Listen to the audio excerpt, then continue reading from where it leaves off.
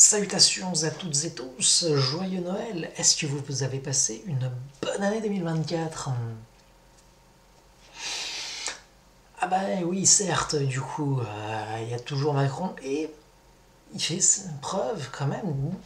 Faut reconnaître, faut rendre à César ce qui est à César. Il faut d'un certain talent pour être continuellement décevant et d'être même arrivé, ça c'est un exploit sans du commune mesure, de faire pire à chaque fois. Parce que là, il a quand même réussi à mettre déjà Bayrou Premier ministre. Je ne savais pas qu'on lui avait enlevé son bracelet électronique. Est-ce que du coup on a le droit d'être ministre en ayant un bracelet électronique? Je ne connais pas exactement tous les détails. Corruption, pardon. Mais sinon, quand même, avoir El Blancos qui revient au gouvernement, c'est pas incroyable. Dans quel monde on vit dans quel monde on vit. En cette fin d'année, pour cette toute dernière vidéo de l'année 2024, je vais revenir sur le nez qui n'a pas été creux. Pas si, hein, pour 2-3 trucs, hein. Mais sinon, globalement, on est quand même sur l'un des pires pifs de l'histoire de l'humanité. C'est-à-dire que là, je vais faire un bilan de mes attentes 2024. C'est pas fameux. Non, bah non, bah entre les choses qui ont été décalées et les énormes déceptions colossales, on n'est pas bien. On va pas se mentir, on n'est pas bien. Alors, pour rappel déjà, j'avais exclu de mes attentes 2024 les rumeurs sur Final Fantasy X Remake qui seraient plutôt aux horizons 2026. Alors ça c'était avant, parce que maintenant les bruits de couloir parlent de annulation pure et dure ou potentiellement plus tard. Bon bah on va pas se... non, bah, donc ça veut rien dire. Autrement dit, on n'en sait absolument rien. Il y a probablement même rien qui a été commencé à être développé. J'avais aussi émis l'hypothèse que non, probablement que ça sortirait pas en 2024. Ah bon? Mais peut-être 2025? Non. Non, non, non, pas 2025, non.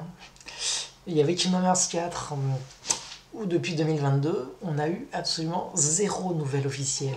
Zéro, le vide absolu. Et même l'épisode téléphone, le jeu mobile Missing Link, a eu plein de bêtas depuis 2022, en 2022, en 2023, même en 2024 encore. Et il ne sort toujours pas. Il ne sort toujours pas. Donc voilà, voilà. Et aussi, bon, bien évidemment, Mass Effect 4, que j'avais dit potentiellement 2026. Non. Bah non, puisque au N7 Day 2024, on a eu rien, zéro.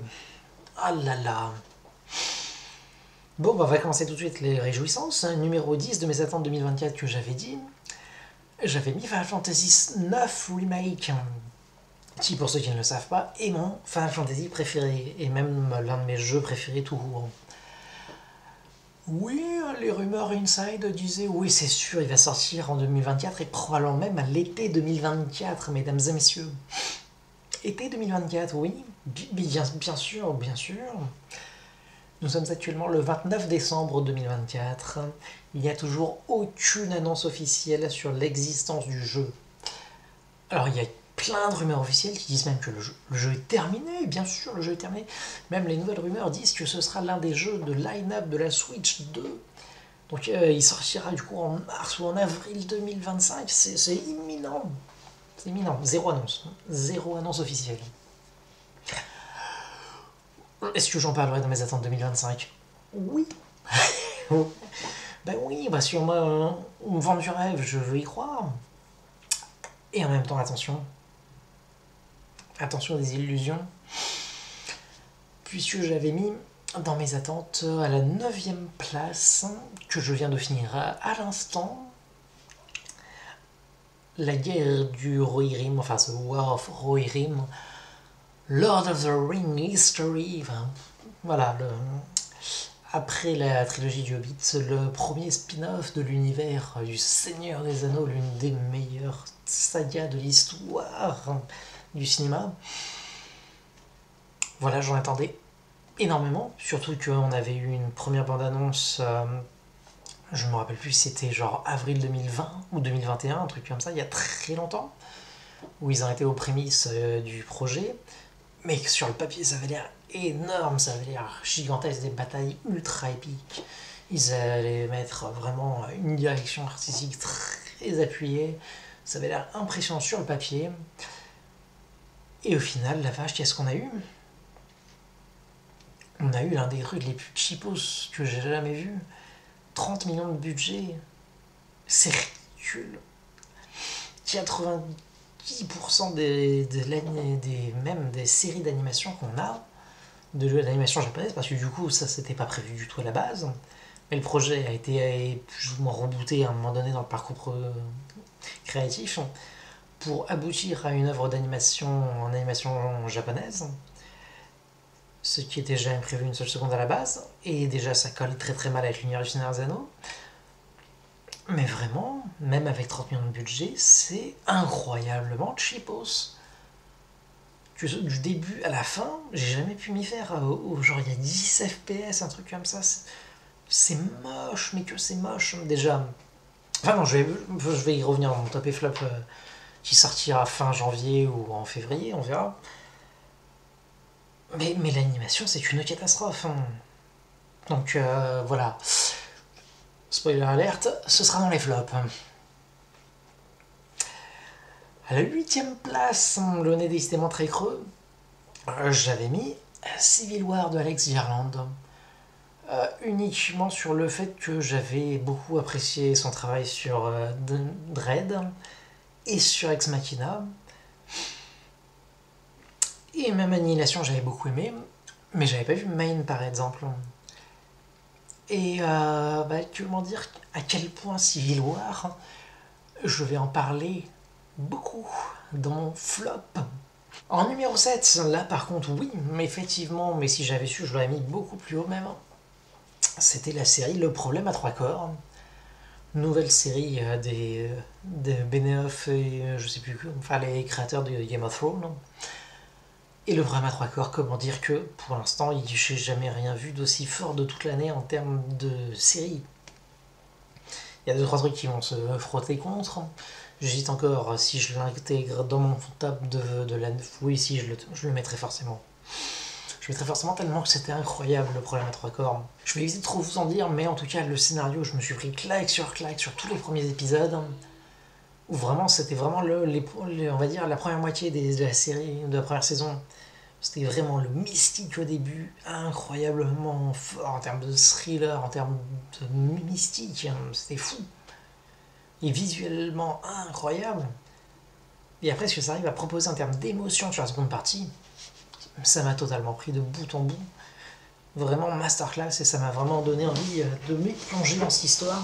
Et du coup, je vais bien évidemment me plonger dans les bouquins de Liu Cixin, en espérant que ce soit aussi prenant que la série. Voire peut-être plus d'après ce que certains disent, mais ça m'a l'air assez indigeste en termes de volume, mais on verra bien. En numéro 6, nous avons donc Dune 2, qui était vraiment incroyable. Décidément, le mois de mars 2024 a été le nexus de l'année, pour d'autres aussi raisons qu'on abordera par rapport à quelque chose qui s'est passé fin février. Mais vraiment, entre Problème à trois corps et Dune 2, on a enchaîné masterclass sur masterclass. J'en reparlerai bien évidemment dans le top de l'année, et il sera pas dernier. Dune 2, c'était vraiment dans la pure continuité du premier. C'est chef-d'œuvre absolu, c'est... Denis Villeneuve est un génie de la mise en scène, il s'est totalement dirigé ses acteurs. Et puis le roman de Frank Herbert, bien évidemment, est un monument de la littérature. Et on a réussi à avoir une vision absolument dantesque. C'était magnifique.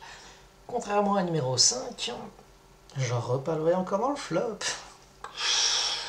Oh, les désillusions. Deadpool 3. Ah, c'était ni fait ni à faire. Pourtant, j'ai bien aimé les premiers Deadpool, le 1 et le 2. Même peut-être un peu plus le 2, parce que du coup, il se permettait d'avoir un scénario, contrairement à un qui était un peu léger. Là, c'est bon, on a complètement oublié la notion d'avoir un scénario dans le 3, c'est juste une galerie de caméos.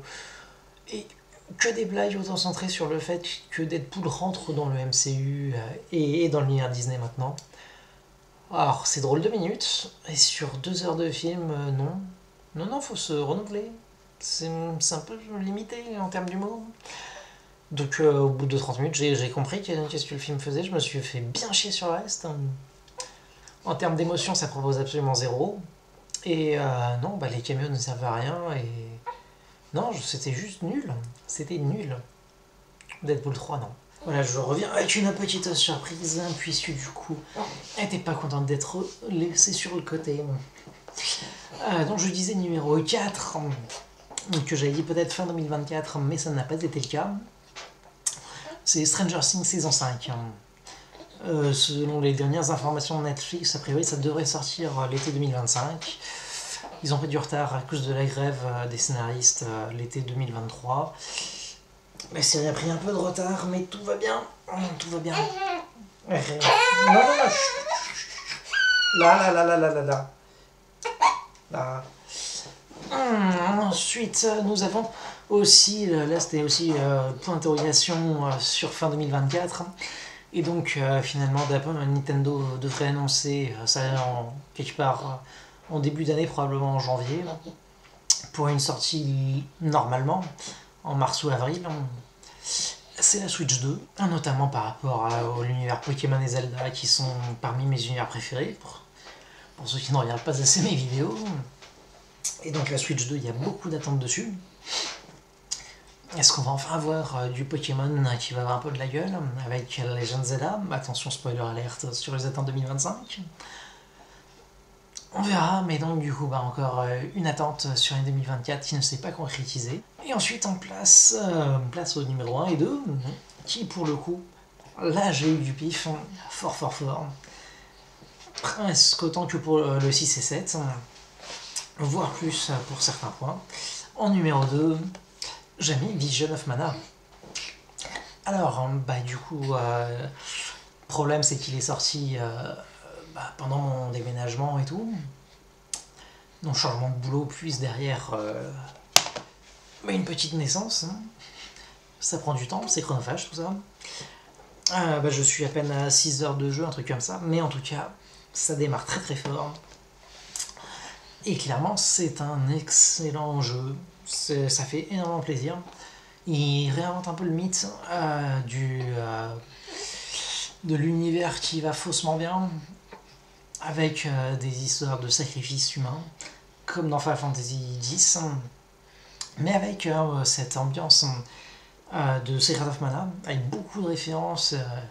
En fait, tous ceux qui étaient fans de Secret of Mana vont prendre un plaisir monumental. Et c'est pas en mode comme sur Deadpool 3, totalement raté, à faire des clins d'œil et à caresser les fans dans le sens du poil. Là, c'est vraiment de l'hommage fin, intelligent, bien fait. Et le système de classe et tout, c'est incroyable, en s'équipant maintenant des items de magie. Et en fait, il y a autant de classes que des esprits. Et ça, je trouve, c'est une idée qui rend vraiment bien. Et pour l'instant, c'est en termes de scénario, de jeu, de gameplay, d'ambiance visuelle, il y a vraiment tout qui va bien dans Vision of Mana. C'est un excellent début. J'en reparlerai peut-être plus tard. Mais en tout cas, j'ai eu raison de l'attendre fort. Mais là où j'ai eu encore plus raison de l'attendre archi fort, parce que du coup ça a été pour l'instant la meilleure expérience de l'année, Final Fantasy VII Rebirth. Alors Final Fantasy VII Rebirth, du coup c'est pour ça que je parlais du mois de mars, parce que du coup il est sorti le 29 février. Et ça a été vraiment exceptionnel. C'est en fait tout ce que je reprochais à Final Fantasy VII Remake, c'est-à-dire de essayer de jouer la carte du monde alternatif, réalité alternative, et en fait, on fait croire que c'est un remake, mais peut-être que pas vraiment, suspense, et que Final Fantasy VII Remake, ça se passe uniquement à Midgard et c'était extrêmement frustrant. Là, c'est vraiment l'inverse. C'est le monde ultra ouvert, c'est incroyable. Et j'ai jamais vu un open world aussi bien maîtrisé. Ça met une claque monumentale à ce qui est Zelda Breath of the Wild, Witcher 3 et compagnie. Là, c'est tellement mieux géré. Bref, voilà moi un petit retour sur mes attentes 2024 et sur du coup qu'est-ce qui en a été la réalité de ce retour sur ces attentes, hein, c'est-à-dire est-ce que vraiment tout ce qui était prévu pour 2024 est bien sorti sur 2024? La réponse est non. Il y en a 3 que j'attendais en 2024 qui ne sont pas sortis. Et après, sur les 7 autres, il y a eu effectivement 4 gros bangers. Et par contre, il y a eu 3 amères déceptions. Et c'est le moins qu'on puisse dire. Et du coup, on se retrouve soit la semaine prochaine, soit dans 2 semaines, pour vous parler de mes attentes 2025. Autant vous dire qu'il y aura un petit copier-coller pour Final Fantasy IX Remake, Stranger Things saison 5 et la Switch 2. À moins que du coup en l'espace de 1 ou 2 semaines, il y ait une annonce sur l'un des 3 et que ça me ultra hype de malade. Ou qu'au contraire je vois des images de Final Fantasy IX Remake, les toutes premières, et que c'est immonde. On ne sait pas, c'est possible. Je pourrais être extrêmement déçu par dire Cystic ou quoi. Peut-être que je vais sentir l'univers de base trahi. Surtout qu'en vrai, mis à part le fait que le gameplay soit d'une mollesse infernale, graphiquement Final Fantasy IX, avec les remasters qu'il y a eu, il n'y a pas besoin de plus. Hein. Mais c'est vrai que le gameplay, pour un jeu vidéo, c'est un peu dommage de se faire chier. Mais pour ce qui est en tout cas de l'immersion dans l'univers, c'est déjà pas. On peut toujours faire mieux. On a le projet de Memoria. Bon, et d'ici là, portez-vous bien. N'abusez pas trop durant les fêtes. Continuez de vous cultiver, de regarder des films, des séries, jouer à des jeux. Il y a de sacrément belles surprises qui sont arrivées cette année et qui nous attendent encore l'an prochain, à n'en point douter. Il m'a fait rire. Ouais.